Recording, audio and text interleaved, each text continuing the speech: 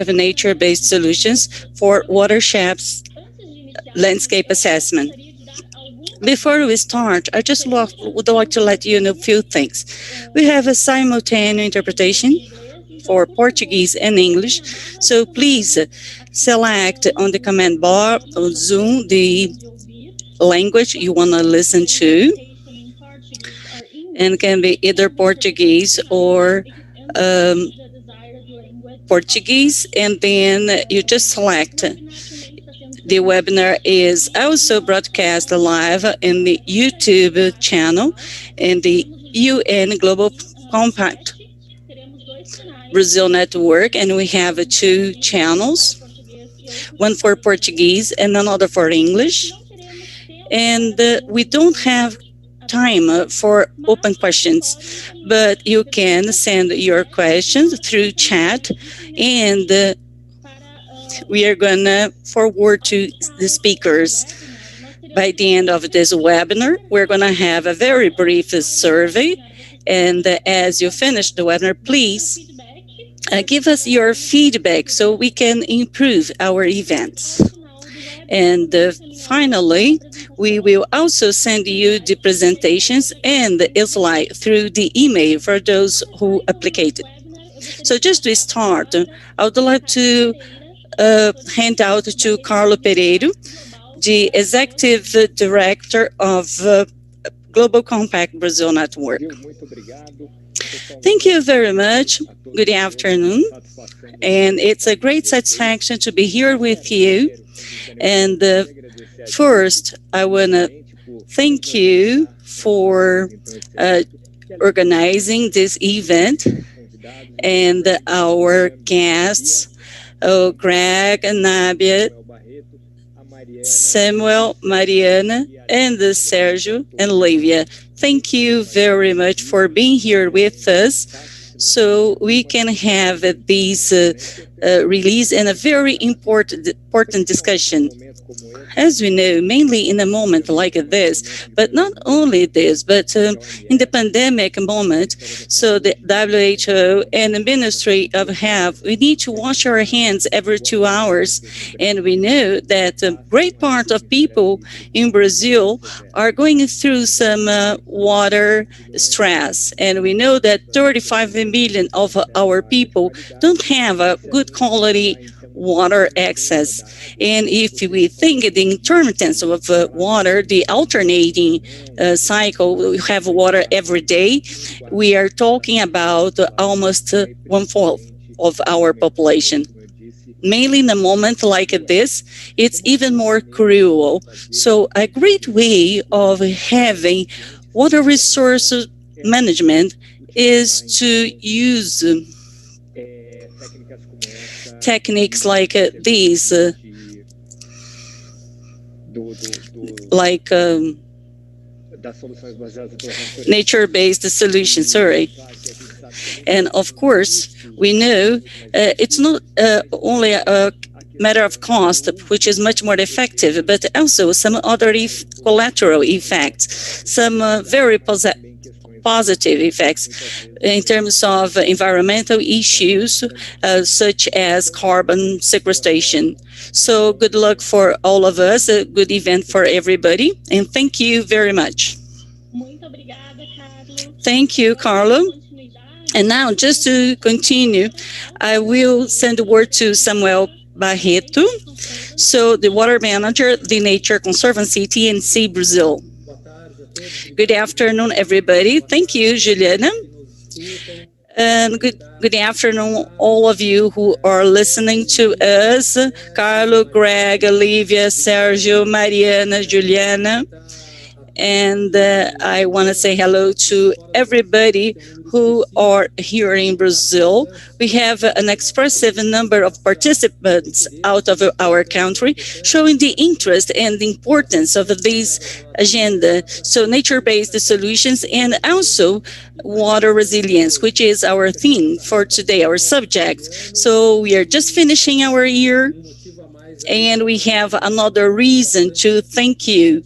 We have a very difficult year, very hard on everybody, but also full with learnings, and we can also bring some nature-based solutions. And this subject on TNC, which is environment NGO, not only about water, but all the other actions that we've been developing in over 75 countries around the world, showing how such solutions and benefits can help society and can help the economic development and also generate some climate resilience and water security, social benefits, and in several dimensions. Now, for that, it's quite important to understand how is this relationship, what are they, what are the NBS, how can we measure and better evaluate such initiatives to understand how can we generate results and impacts. For that, it's very important to get to know the existing awareness, knowledge, and make the best information available, and also the available tools so those initiatives can every day be part of solutions.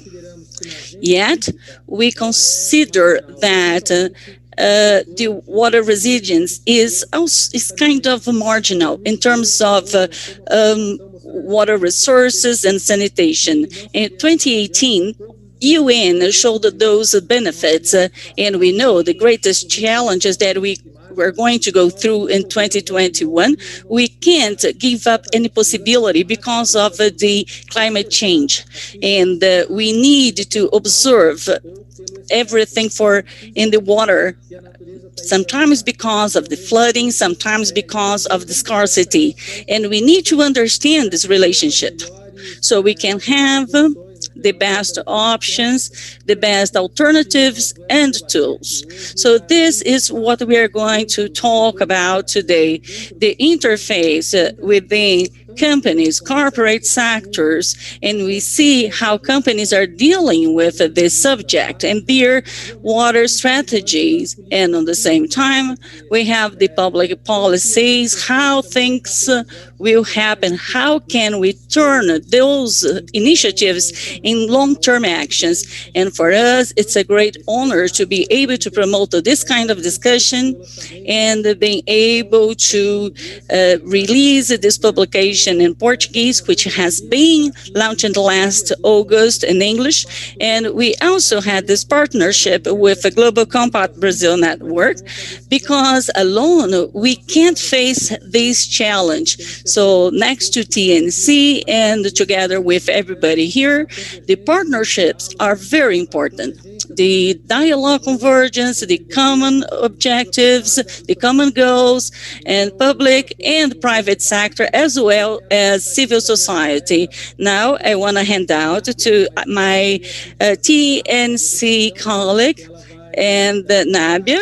She's going to show a quick presentation, and she's going to show these studies outcomes.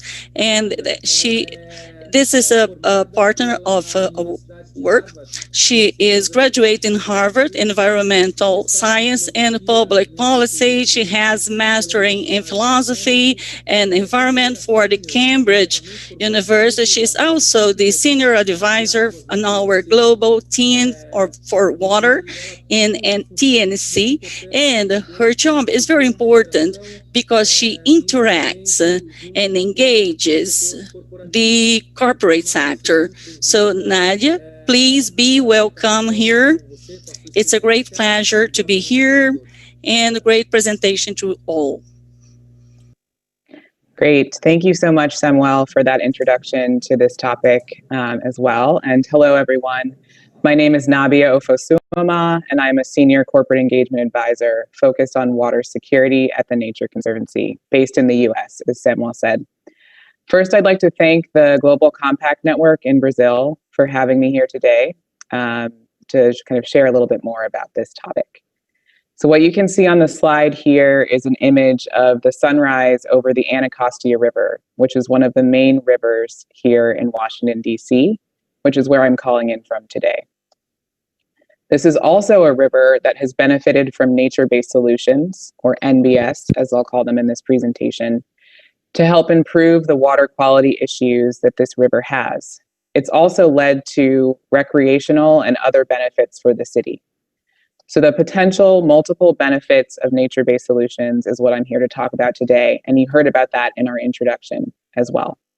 I'll present the findings from the landscape assessment on NBS, which was launched in August and is being translated into Portuguese and being launched today. Next slide, please. Before I dive into the details there, I would also like to thank the sponsors of the Landscape Assessment Project, which include Asia Pulp and Paper, Danone, Microsoft, and the UN Global Compact CEO Water Mandates Action Platform members and other partners that you can see on this slide. Spearheaded by Danone, the companies who you saw on the last slide identified a persistent challenge that while nature-based solutions have the potential to improve watershed health and deliver multiple co-benefits, including water, carbon, climate resilience, biodiversity, social, cultural, and economic benefits, you can click again, you can see that this potential has not yet been realized. So scaled implementation remains limited due to lack of awareness and expertise and underinvestment, as well as weak project pipeline and inappropriate policy and governance frameworks. The concept that you can see on this slide was to move us from the current situation where water catchment health and ecosystems are increasingly degraded and there's decreasing capacity to sequester carbon, retain water, promote social well-being, and sustain agricultural productivity. And if you click again, you can see that we're trying to move to this vision where NBS restore catchments and ecosystem health and have the potential to disrupt and reverse this negative cycle. They have many of the co-benefits that we're talking about as well, including climate mitigation and adaptation, resilience, biodiversity, and local livelihoods and economic development. So if you click, you can see that if you're able to measure and understand the value of these benefits, that can help to strengthen the business case for investment, leading to increased awareness of and investments in NBS.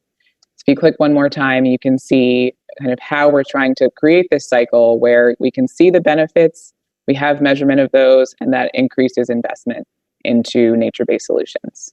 Next slide. So based on that context, we put together an initiative in 2018 focused on scaling awareness of investment in NBS for watersheds by developing a standardized method to demonstrate and value the stacked carbon and water benefits and map wider co-benefits associated with these NBS. And when I talk about stacked benefits, I'm talking about, we have water as the baseline benefit that we see, and then we would stack carbon and other benefits on top of that. The first phase of the work that you can see here was this landscape assessment that was launched in August, as mentioned. We're now currently in the second phase, which is development of the method, and then we'll soon move to the third phase, which is refining this method through stakeholder outreach. So now I'll talk about the method that we use to develop the landscape assessment, and then I'll share a little bit of the key findings. In terms of the method, we started with desktop review. So we conducted literature review of over 40 initiatives that assess, measure, and demonstrate the value of benefits of NBS. And we also conducted interviews. So if you click, you can see which organizations we interviewed, both companies, academia, NGOs, and consultancies who were interviewed throughout the process. Next slide. We also collected case studies to understand the current landscape of corporate investments in NBS for watersheds. So I'll go through the case study criteria here. It included having private sector investment, being tied to a corporate water stewardship goal, having water benefits or being implemented in a freshwater habitat, stating at least one co-benefit beyond water, being publicly available via internet research, and also fitting the IUCN, the International Union for Conservation of Nature, definition of NBS, which is actions to protect, sustainably manage, and restore natural or modified ecosystems that address societal challenges effectively and adaptively, simultaneously providing human well-being and biodiversity benefits. So those were the criteria that we used, and now I'll talk about the case study findings as well. So ultimately, we reviewed 70 case studies from a range of geographies, habitats, and intervention types. The intervention categories that you see here were restoration, protection, management, and creation or created interventions. For habitats, we looked at forests, savannas, grasslands, and deserts. We looked at marine ecosystems, wetlands, rocky habitats, as well as artificial and introduced, so the creation of new green infrastructure, and then also terrestrial agriculture. So as you can see in this matrix, the ones in darker blue are the ones that we found more of. So forest restoration and protection, wetland restoration, the creation of green infrastructure, as well as agricultural management. Those were the most common case studies that we found of private sector investing in nature-based solutions. For the case studies, the geographic coverage is also shown on this slide. Most of the case studies were from North America, South America, Europe, and Asia. And you can see that we found fewer case studies from Africa and Australia. Case studies also ranged across what types of benefits the project assessed and whether those benefits were measured in some way. So you can see the blue bars and the green bar, volumetric water benefit and water quality benefit, as well as biodiversity in the yellow bar, were the most frequently claimed. So that means that in the case study, a company was saying that they saw benefits related to water quantity, water quality, and biodiversity quite frequently, most of the time. But however, these benefits were measured much less frequently. So there may have been a statement around the benefits that they saw, but not a quantitative value of how big that benefit was. You can also see a very big difference between the two yellow bars. So for biodiversity, how much that benefit was claimed and how much that benefit was measured, as well as a big difference between the claiming of co-benefits. So this indicated to our group that we needed to do some more research on what sort of methods might help the measurement of these sorts of benefits that we're seeing from nature-based solutions. Next slide. So not all of the case studies provided the methods that they used for the quantification, but for those that did, we found that estimated calculations were the most common. So that's the orange part of this chart. Estimated calculations are where you're making assumptions, you identify some proxy data, or you use some hydrologic or other mathematical equations to estimate the resulting benefits from a project. The soil and water assessment tool, or SWOT, which is the yellow section of this chart, is another example of a model that was used pretty frequently. So we gave it its own section here. About a quarter of the case studies used direct monitoring. That's the 26% in gray, as opposed to an estimate, something like water quality or quantity sensors, where there was a direct monitoring measure. Next slide. So moving to the key findings of the landscape review, based on those case studies that I just mentioned, the desktop review, and our interviews, these are the key things that we found. First, there's no one-size-fits-all. Nature-based solutions can vary widely by sector, and specific types of NBS are more applicable for certain locations and for certain water challenges. Next, companies face a combination of technical, governance, and financial challenges when implementing NBS. So they might have a lack of technical expertise, difficulty measuring the outcomes, or lack of regulation. You can see here also corporate motivations do vary, but sustainability targets for companies were the biggest driver for companies to invest in NBS. Other drivers were regulatory compliance or just having a strong business case for doing the project. Next, as mentioned in the case studies, most frequently we saw private sector investment in forest and wetland restoration and protection, management of terrestrial agriculture, and introduction of green infrastructure. Next, I mentioned on the previous slide that there were fewer case studies in Africa and Australia, but really strong case studies in the Americas, Europe, and Asia as well. And next, we saw, in terms of the benefits, the most frequently assessed benefits were quantity, quality, and biodiversity. Carbon was assessed less frequently. And then also benefits that had methods to quantify them were around quantity and biodiversity, less for quality and carbon. Next, to scale and value NBS, and in reviewing those initiatives and tools, we found that we did have strong partnerships, there were opportunities for finance, there were public policy mechanisms which existed, but we need more tools. We need more resources for capacity building, and we also need some cost-benefit approaches to help address the risks and the opportunities, and provides transparency as well in terms of how nature-based solutions differ from other solutions a company might consider. And then a major final takeaway here is that some sort of standardized approach to account for the multiple benefits of NBS is needed to help build the business case for companies to invest. Next slide. So we're now currently in the guide development and the method development process. So that's phase 2 of the project. We have revised the scope slightly from what I presented earlier on, focusing on drafting an accounting method for water quantity, quality, carbon, biodiversity, and other benefits. And we're going to remove or kind of hold on valuing those NBS solutions for now. That will be moved into the next phase. Next, we're also going to add additional case studies from Africa and Australia if we're able to identify those. And then in addition, we are also going to highlight those case studies that were most frequently found. So wetlands, forests, and agricultural best management practices. We'll have a bit more information on them in this guide. We've also invited and engaged an expert advisory group who will help us identify these case studies and also review the method.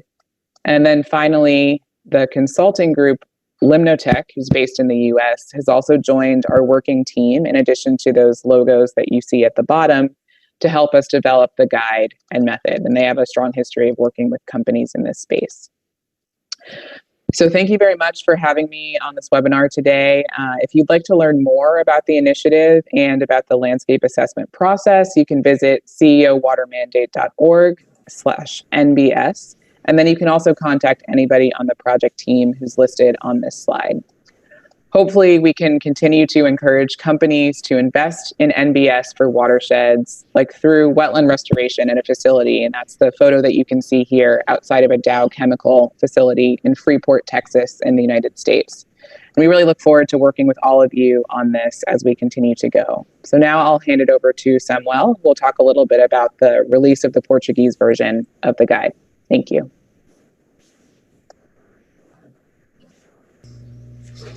Obrigado, Nábia. Thank you, Nábia. Thank you for being so clear in your presentation, showing each point that has been assessed in every steps and the next steps. And with that, I want here, together with the Brazil Network, Global Compact, to make it available for this virtual launching of this publishing. It is available, as you can see on those links, it's available in Portuguese. And also you have the English version. So it is on the TNC website, tnc.org.br, and also the website Global Compact. So the links are already available, and please access. And if you have any doubt, please let us know.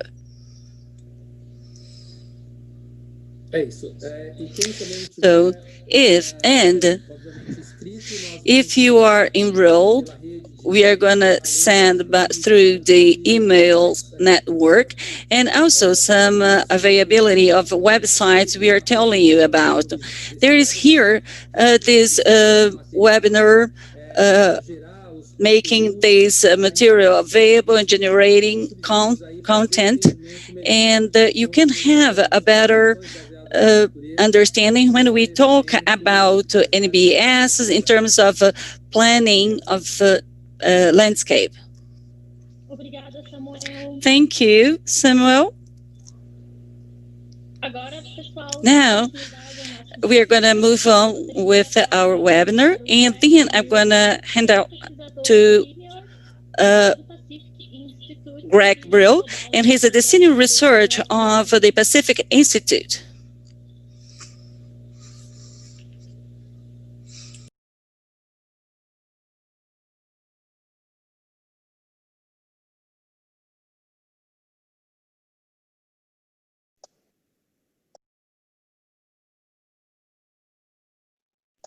Greg?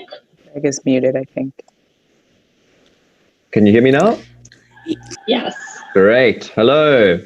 Thank you to Juliana and Carlo and Samuel and Nabia for setting the scene for the panel discussion. My name is Greg Brill, and I'm a senior advisor to the UN Global Compact and a senior researcher with the Pacific Institute, and I will be the moderator for today's panel discussion.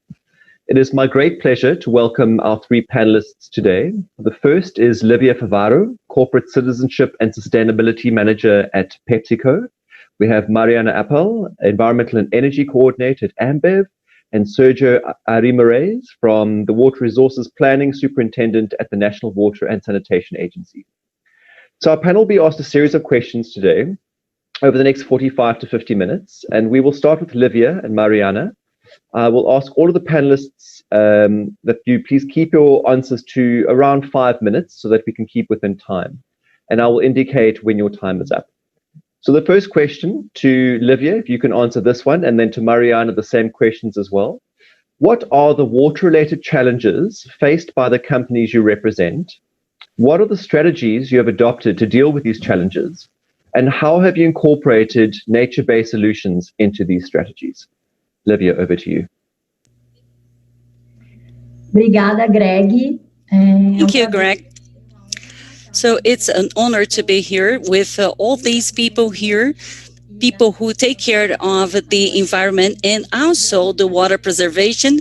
And you're a great partner and a great PepsiCo partner.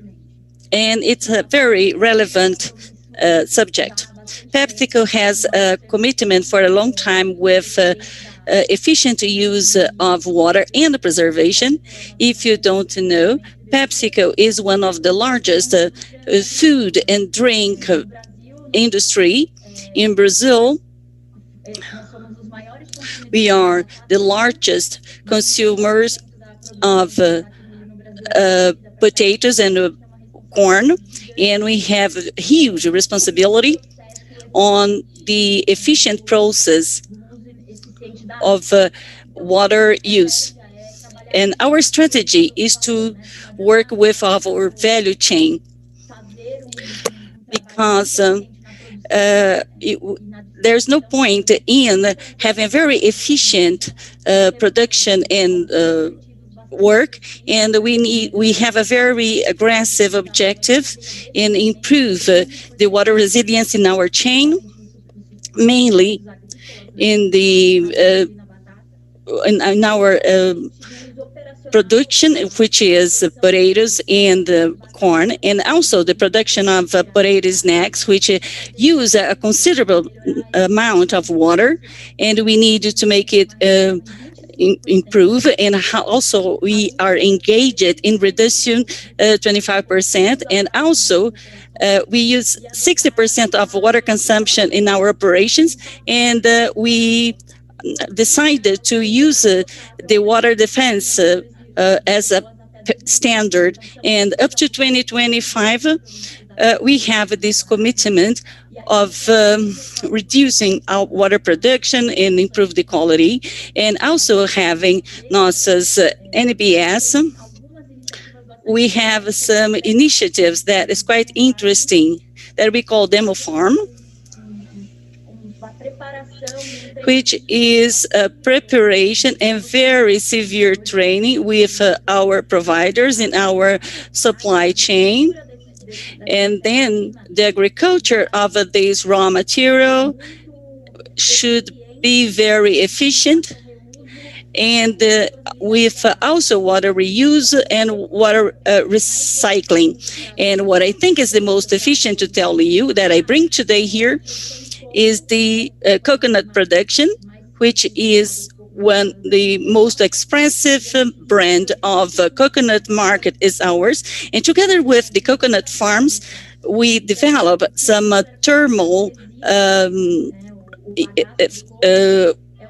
product, which is used with the coconut residue for a greater efficiency of the production. So we have wet soil for all over the year, and the product is produced all over the year with the same quality, and we had a drastic reduction in water use. And we can also use some good example for our providers and also our farmers. It is an agricultural production that is going to bring very good benefits to our business. And we have different motivations for investment in the water preservation. But I also believe in the business sustainability, and water is good in scarcity, and we work in a different project that deals with these sort of things when we think of preserve the source of rivers and also the watersheds, and we're also working with reforestation. I think this is what I had to tell you. Did I answer your question? Thank you so much, Olivia. That was great. Mariana, if I can ask you the same questions. What are your water-related challenges faced by the company you represent, Ambev? What kinds of strategies you have adopted to deal with these challenges, and how have you incorporated NBS into these strategies?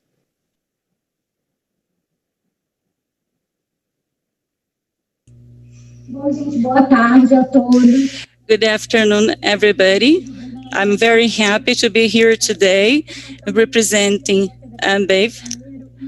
And before entering Ambev, I used to work with microbiology, and my dream was to work with water. It's wonderful to be here in such important event. So we have water is very important in corporate sustainability, and our role at the Ambev is to be part of this system, not only to reach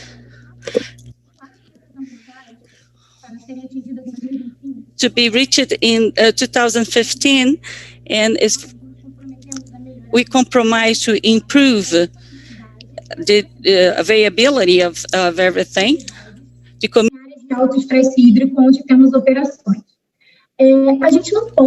And we can't talk about beer without thinking of water. So that's why our history with water care has dated from a very long time. We can say that in the last 20 years, Ambev has treated 50% of this resource in our operation. And then we have to produce increasingly more of this product. And then we are always looking for new technologies. At the constant quest to find the solutions, Ambev started, we treated the water resource, and we returned to some partner who would treat this water, and then our removal, our harvest of water is reduced.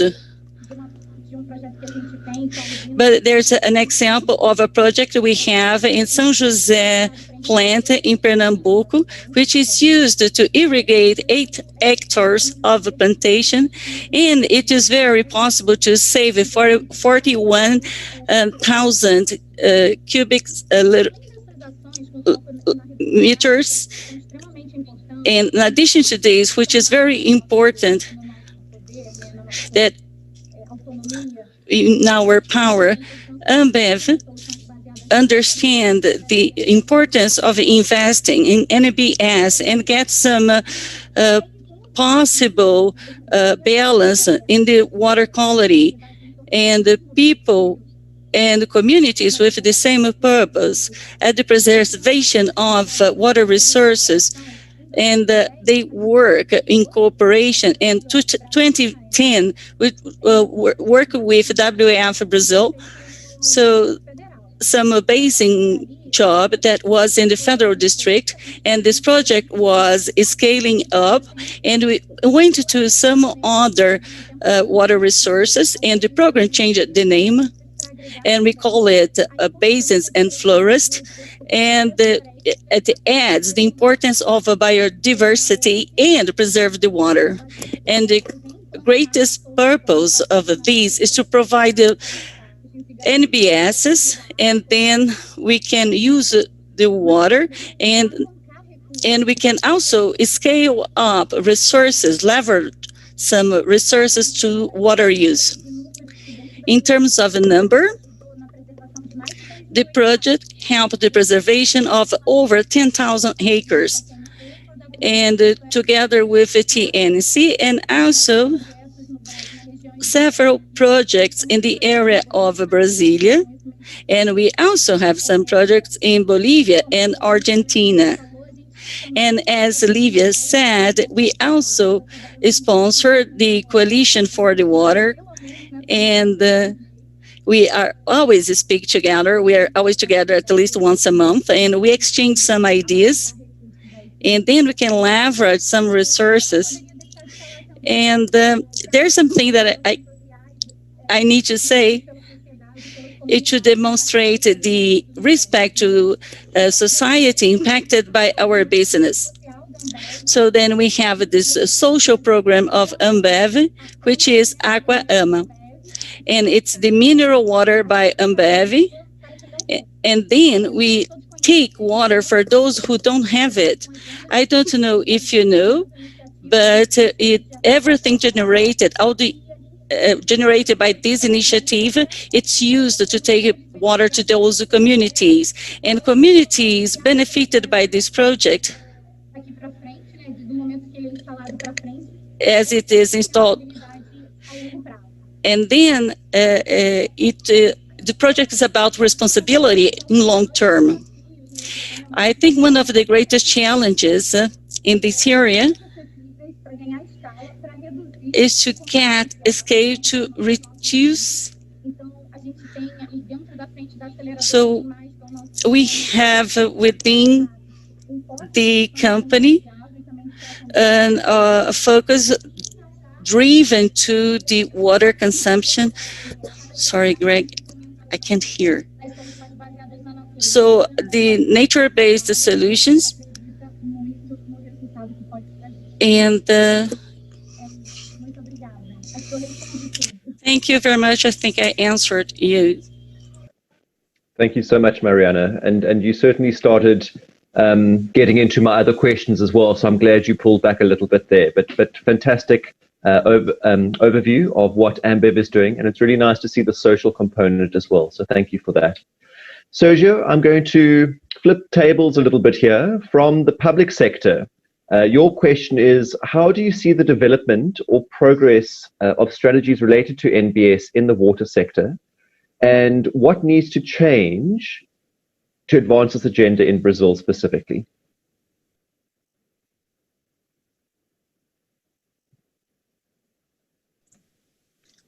Oi, Greg. Muito obrigado pela... Hi, Greg. Thank you very much. Thank you for your questions. First of all, it's a great pleasure to be a part of this with all of you, be a part of this event today, representing the National Waters Agency. And as you mentioned in the introduction of your question, there's a mix between private and public. So that's extremely important in bringing that vision and showing what the original and main mission of the agency is, which is water security. And we will only achieve water security with a number of solutions that we've been discussing if we, in fact, can get everyone's engagement. So, Greg, about your question about developing and the progress of these actions in Brazil, and even speaking to all our colleagues from abroad that are watching us here today, it's very important for us to convey a vision, and I always like to show a more optimistic vision and talk about our history here in the country in relation to water. So, decades ago, we had a specific focus. And when we talked about water, we were thinking about water infrastructure solutions, basically. So in works, that type of thing. That was our strategy. Some decades ago, and the ANA, the National Waters Agency, is celebrating its 20-year anniversary this year. We introduced in the country the water resources management, and then the discussion becomes more encompassing and more modern. In our policies, one of our national pillars for water resources in the country is a watershed as our reference unit. And you can see that in all the talks and Nabia's presentation and the introduction of the watershed. That vision about a watershed is essential so we can understand and know how to handle the water security issues in an adequate manner. And more recently, and that's the progress that I'd like to mention, we have nature-based solutions. That means that we are getting more and more awareness in the country that it's not in water security, it's not just the management of water resources or management in general, that we will be able to handle all our issues. If we do not combine green infrastructure and nature-based solutions, our solution will always be incomplete. So I believe that's the big advance. To mention the first part of your question, Greg, which is definitely the NBSs are on the water agenda in the country, in Brazil. So that's the beginning. That's the starting point. So I'm very happy that we are discussing things based on that context. But how do we advance? What has to be changed, which is your second question. So in that sense, I'd like to mention the document that Nabia mentioned and that the Portuguese version is being launched that Samuel mentioned. We have to address scale. Scale is essential when we're talking about NBS. And scale has two aspects to it, not only the spatial aspect of it, so typically local solutions, but when we want to transfer that as into a policy, we should think regionally how these local actions can add on to each other, and so that based on the political point of view, we can direct these solutions and the temporal scale. Because many times the results of the green infrastructure or NBSs aren't a result, don't show results in the short term. They actually require a maturation phase and developing those solutions so then it can be accounted for. So it has to be adequately measured and communicated. And I believe that that is the purpose of the document that we're talking about today. So bringing this to the table, not only the importance of the solutions, but also to finally place them into the water security policy in the country and the world. We're discussing many international cases, so it's important that we adequately handle this issue. If we were to point that in a specific direction, I'd talk about scale. So the local in relation to having the scope and the temporal side of scale. So how I can measure that and adequately consider the time for these solutions in my planning, so I can have a portfolio, a supplementary portfolio of solutions, and be able to achieve the targets with a common objective of water security for the population and to develop production activities. Great. Thank you so much, Sergio. And my third question will certainly ask around a lot of the scaling, which you've spoken to. So in about 10 minutes, we'll get to that question. The question that I'd like to pose to all of the panelists now is the same one. We're running slightly behind of time, so if I can maybe ask for sort of 3 or 4 minutes to answer this one. But the question is, how do we ensure intersectoral collaboration and public participation in order to prioritize the use of nature-based solutions? So Mariana, you've spoken about the inclusion of communities and that social aspect, but how do we ensure that, this collaboration and public participation? Livia, maybe we can start with you and then on to Mariana and then on to Sergio, please. Thank you. Obrigada, Greg. Olha, eu vou ser bem objetiva aqui pelo tempo. Thank you, Greg.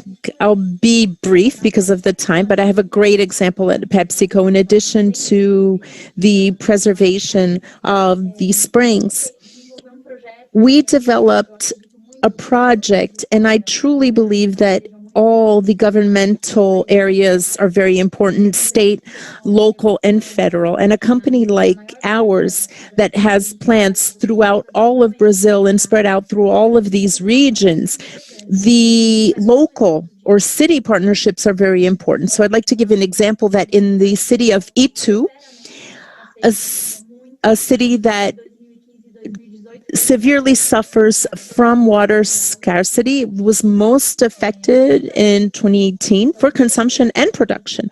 So civil society and industries suffered with the water crisis.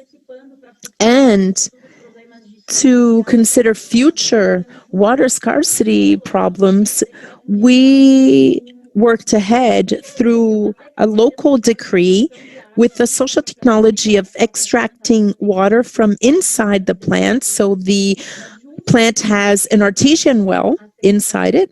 And together with City Hall and the Department of Infrastructure, we developed a project to use and capture water and reuse of water inside the actual plant that guaranteed to PepsiCo plus the city, although we do buy water, we don't use city water, but with that, we obtained savings from 200 million liters of water over 80 Olympic-sized pools. That's an expressive amount for the biggest PepsiCo plant. And I think that's an amazing example of how when we can put our efforts together with the government, we can reap excellent fruits. It's very interesting for the government that that plant can operate for the economy surrounding the city, and also for PepsiCo, it's about economic use and not only the city, but also the legacy. What we want as a company, as a good corporate citizen, that's the type of legacy that the company wants to leave behind, a positive impact. And giving back, Mariana addressed that. How can we neutralize our footprint of where we operate? So I really love that example. I think we need to work for more partnerships of that sort. That would be interesting to mitigate the water security crisis and water scarcity, especially in the production process. Thank you, Livia. Mariana, over to you. Okay. Bom, gente, é fundamental mesmo engajar It's really essential to engage all the sectors. Our company with local, it's so that even actions that are executed regionally, it should be sustainable and they should last a long time and be a part of the local culture. So a tip at Ambev, something that we've been observing in the programs where we work together is a very close partnership with local government, and usually in the cities, as Olivia mentioned, they also have partnership with city halls, and also the basin or committees or the watershed committees. It's very important that the private initiative, as one of the major users of these resources, have to work together with the government and help. We work together with TNC because they have the technical expertise and they help us and the watershed committees and cities to drive those policies. So active hearing, listening to the community, understanding their main problems, and study the tools for specific cities or the watershed committee and identify priority areas for the aquifers or to preserve the landscape. All of that helps to guarantee that intersectorial collaboration. We're not working alone. We're involving all stakeholders. We are involving everyone. So that's what we've been observing throughout the years, where we've already been working with watersheds and forests and the Coalition for Water. And another relevant point is the legal framework. It's also important to be part of regulation in order to ensure that funds are transferred to cities. An interesting example of governance that we created in the city of Jaguariúna in this project, and the entire legal framework that we were part of the program to pay for environmental services in the city guarantees that the cities can leverage more funds to implement these practices through the payment for environmental services. So that also generates income for the community. So in that case, the farm owners or rural owners will want to preserve water and forests. In addition to that, the environmental education is a transformation for the community. So when you transform the community, and then you can change their perception of water and its value. So generating income, environmental education, and helping when we see that there's some sort of blockage, we try to unlock that. I think that's the idea. Fantastic. Thank you, Mariana. And Sergio, if you could close off this question for us, that would be great. Obrigado, Greg. Eu vou buscar, então, seguir até na linha, aproveitando a fala da Lívia, da Mariana. Estou tentando acompanhar aqui pelo chat também. O chat está animado numa discussão aí também em torno aí do papel dos comitês de bacia. E eu vou enfatizar justamente um pouco do que eu comentei também anteriormente, da importância da bacia hidrográfica, né, e da aplicação dos nossos instrumentos de gestão de recursos hídricos na bacia, né? E dentro do nosso arcabouço aí da gestão de recursos hídricos, os comitês eles exercem um papel fundamental, né? Se nós estamos falando de participação, se nós estamos falando de uma agenda comum, né? Nós temos que valorizar esse espaço que hoje são os comitês de bacia, em que eu tenho governo, sociedade, né, e setores usuários discutindo justamente essa agenda comum. Temos muito a aprimorar na construção dessa agenda, sem dúvida, né? Sem dúvida, nós temos, por exemplo, a partir dos planos de recursos hídricos, que são os direcionadores, os balizadores dessa agenda, né? Temos trabalhado cada vez mais para que eles sejam operacionais. You have to work increasingly more to be effective, operational, and having the practical consequences. And they should demonstrate the results of all of these discussion and work together in terms of this agenda with those three members I've mentioned. I think there is a very important aspect, and I think you can blame the private and public and society and civil society as they participate. Those discussions and this construction that many times you can see at the committee naturally generates some defenses of their own interest. There is some representativity, so they will defend their interest in the interest of a certain segment of a certain sector. Many times this dispute around the themes in a watershed will go toward a reactive agenda. I don't want to get harmed. I don't want another responsibility. I don't want to change the nature of my business. Then the perception of a common agenda. So many times I change a win-win agenda that I, in fact, will looking for some water resilience and I have the bonus and the burden of seeking this. So, and it will have a bonus for all the users. So many times I go for the lose-lose.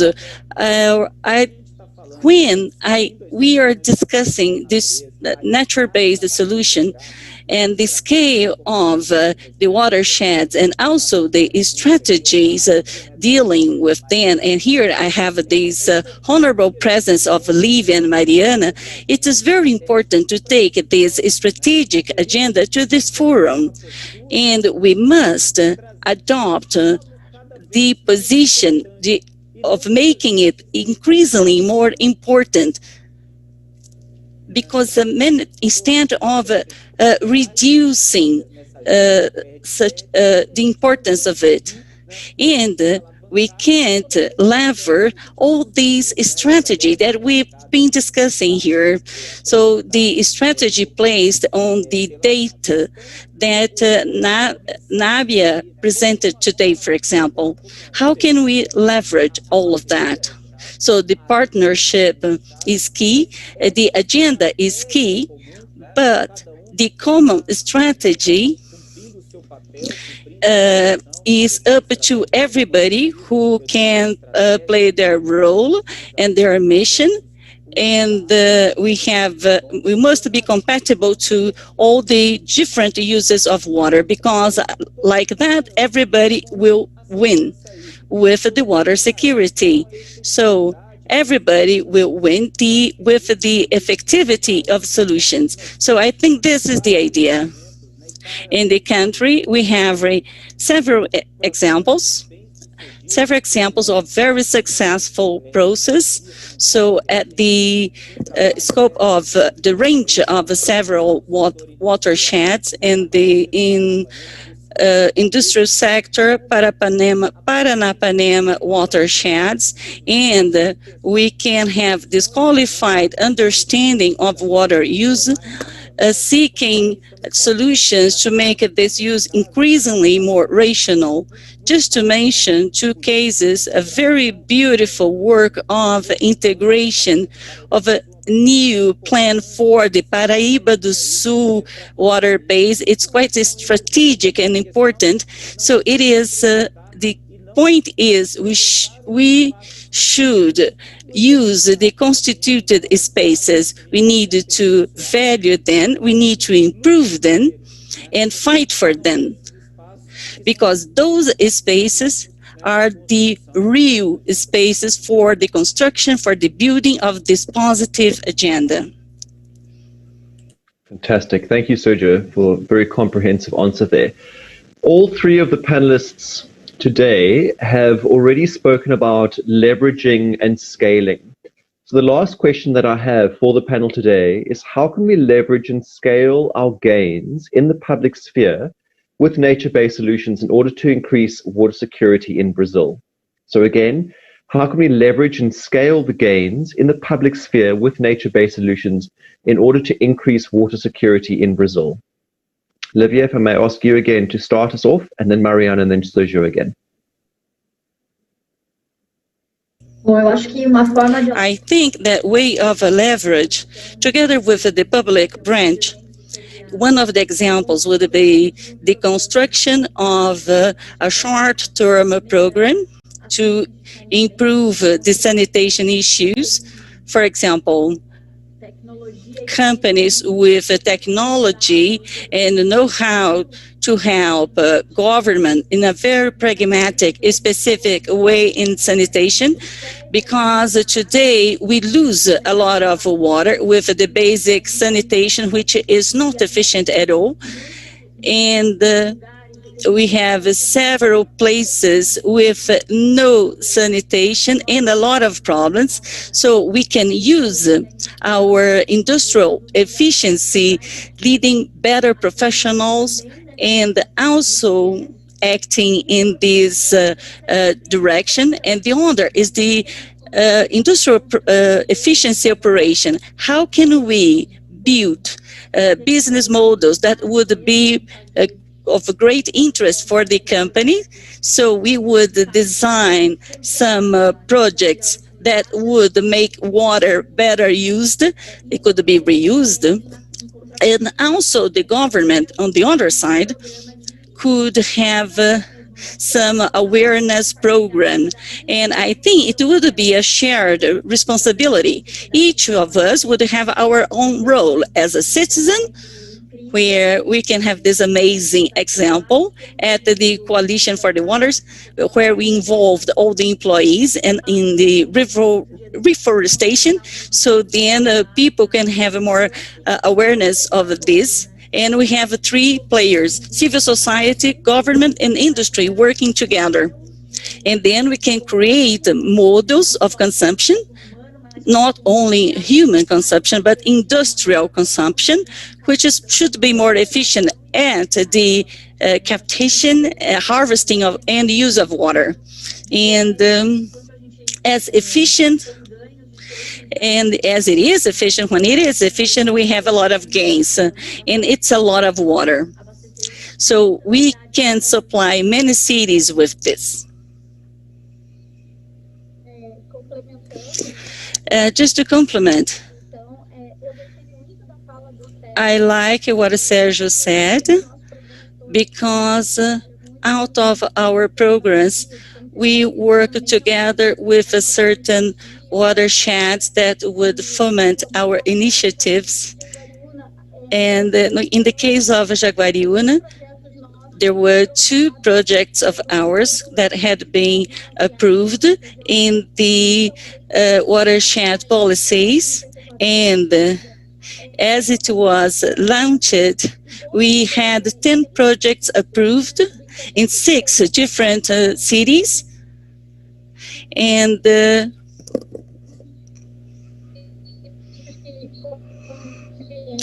I can't hear Mariana. I really can't hear her.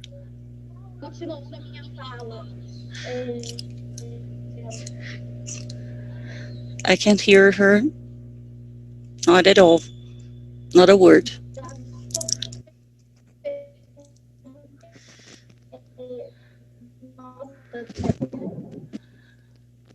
I can't hear Mariana. Mariana, I think your connection is a little bit unstable at the moment. Just give it a second, and then if you could just carry on.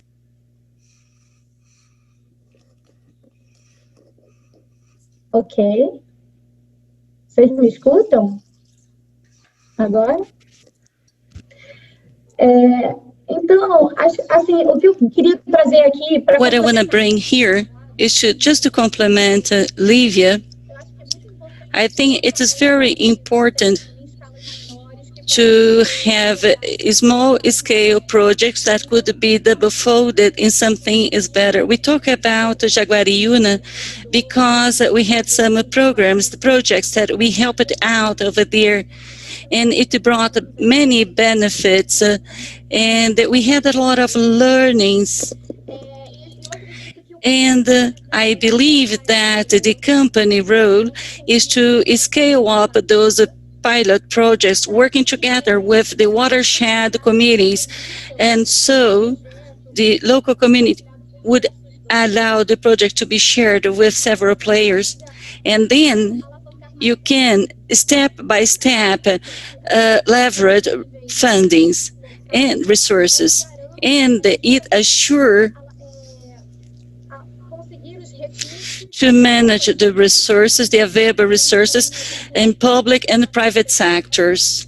And I was talking about the PCJ basins, where we have several other resources that working together, and together with the local government, we can leverage more funding, and also some other NBS. I think that's it. So I think it's very important to have your publishing that you launched last August, because it shows all the benefits you can have from the NBSs and in the soil preservation and the idea of project. And I think it should be a wider spread. And people should invest on NBS, and also to bring more RO in, and also water security. Thank you. Sergio, if you can close us off for that question, Sergio? please.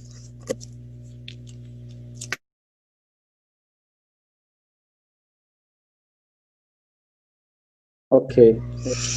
Okay, doke. Thank you, Greg.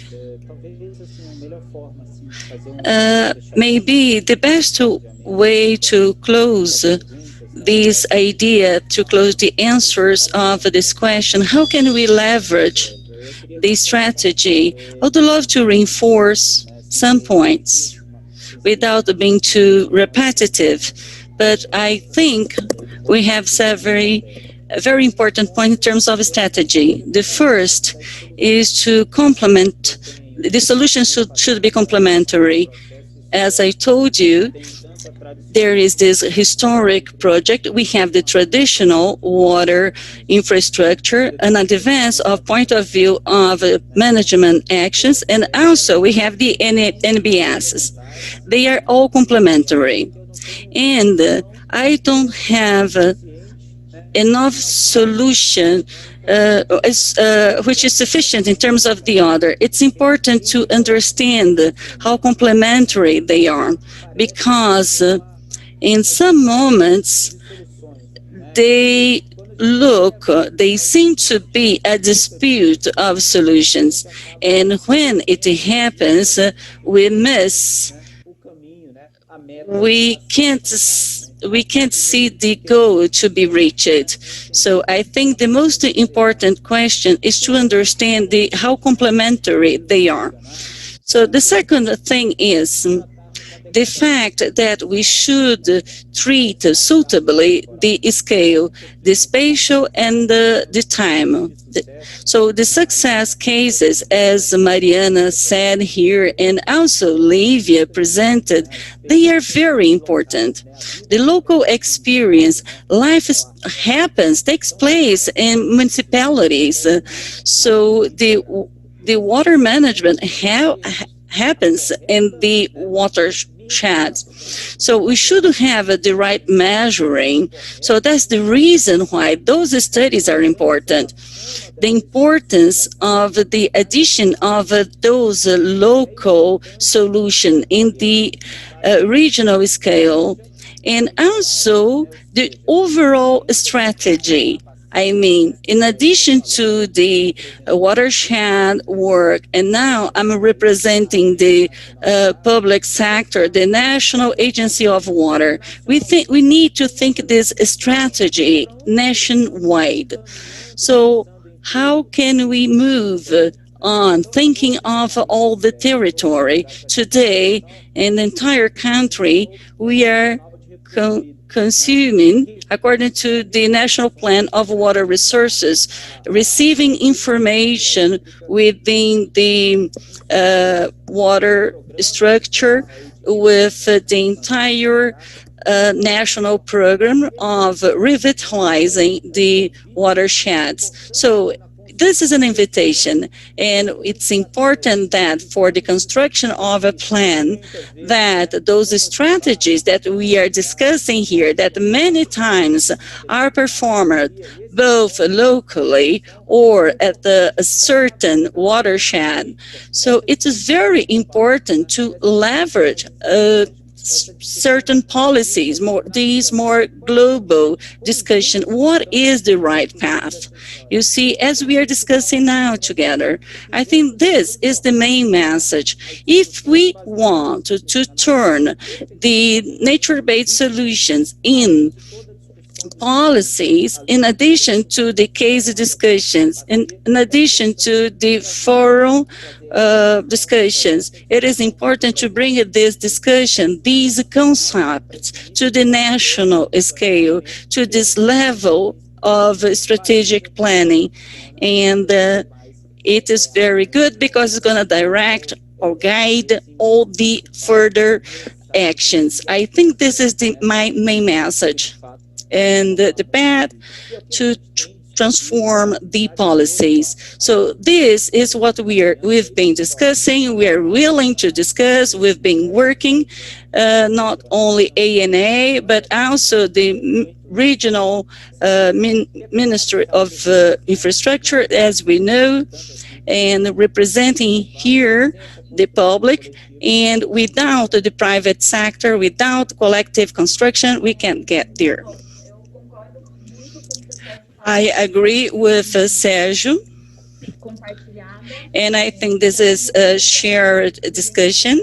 So I don't want to repeat. I think the industry and production, and we also need some players' engagement in this water subject.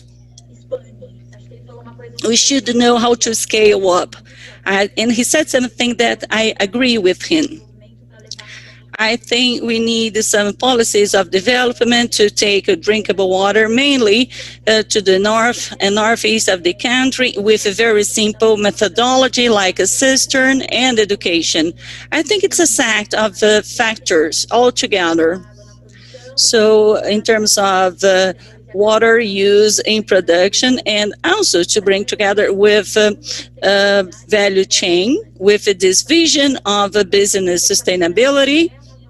And sustainability today is a competitive advantage. And also we should not forget how to take water for those with very serious problems, not the production, but consumption. So we need to address the three fronts, the value chain process in production and the distribution, and also the civil society, as you take water to everybody, like a TNC and some experts and watershed experts like ANA, and we could get a greater impact. We should really map the regions and the necessities. Great, thank you, Livia. So in closing, Sergio, you've already spoken about your one clear message, but I'd like each of the panelists to spend 1 minute or less just going around and saying, what is that one call to action? What is the one takeaway from the session that you hope the participants can identify with or use or take forward to really drive nature-based solutions and water resilience? So again, let's start with Livia, then Mariana, and then Sergio, and then we'll close down the session.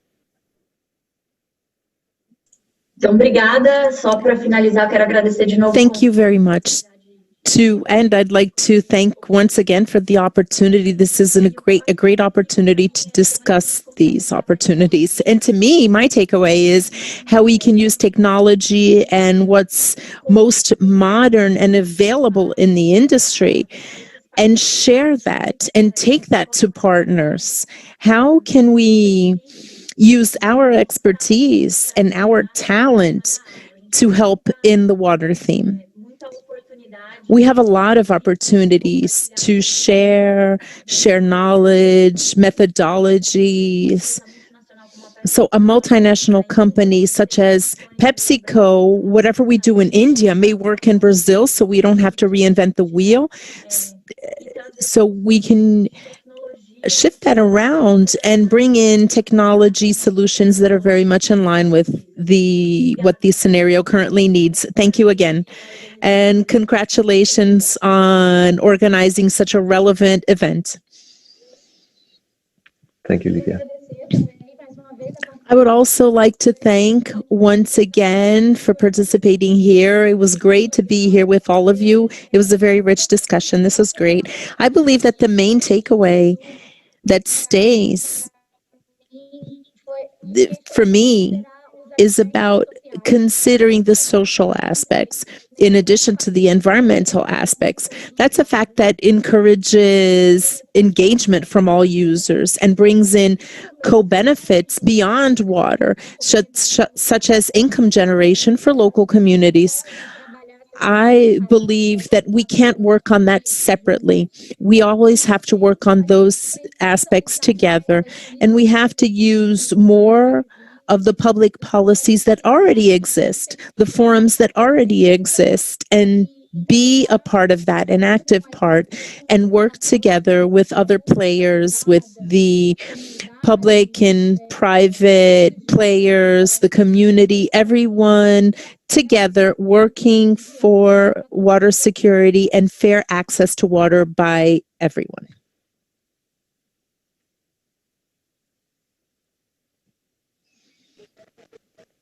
Sergio, over to you to close us off. Obrigado. Thank you, Greg. I'm going to go into my second takeaway, I'd say. So it was this webinar that gave me this message. And Greg, even through your questions, so I'll say 3 words. Key things in our discussion. So knowledge, and the study that was presented is demonstrating that knowledge. So without the technical foundation, without knowledge, we won't take the right decisions. So that is essential. You can only make a correct decision with a technical foundation and knowledge and awareness. Partnership is another word, and I think that we can see that here, the partnership and communication. If communication and partnerships, if they're not known, if there's no repercussion, we will not achieve our objectives in the best way possible. So knowledge, partnership, and communication. I believe that those 3 key words, that's how I'd like to end my participation. I'd like to thank you once again. This is great work, and I'd like to congratulate Juliana and the entire Global Compact Brazil network for their fantastic work. Samuel, that I've known a lot, and TNC, always active and doing work that's extremely strategic, not just for this discussion here today, but the entire debate relating to the environment and the water in the country and around the world. We're here in a webinar with a number of different people from outside Brazil as well. So once again, thank you very much. It's always a pleasure. Mariana, Livia, it was a pleasure to meet you here. We're at your disposal at the National Waters and Sanitation Agency to talk, to discuss on these strategies and develop them together. Thank you, everyone. Thank you, Sergio. I'd also like to thank the organizers of the session and a big thank you to the panelists and presenters for their time. I think your insights have provided much food for thought, and I hope that the session has inspired many on the webinar to drive both NBS and water resilience going forward. So we hope that the takeaway messages and the lessons and information which have been shared today will be helpful to you and your organizations. And we look forward to everyone that is on the call, their continued support of both the UN Global Compact, and the Nature Conservancy Brazil, as well as the Green Blue Water Coalition. So we thank you for your attendance and in helping us drive the nature-based solutions and water resilience agenda going forward. So thank you and goodbye.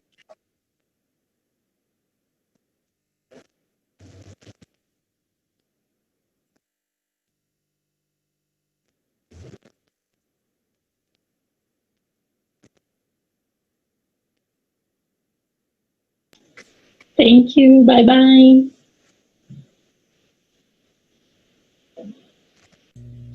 Obrigada.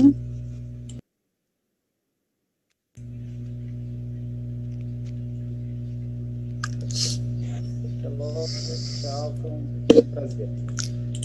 Tchau, obrigada. Também.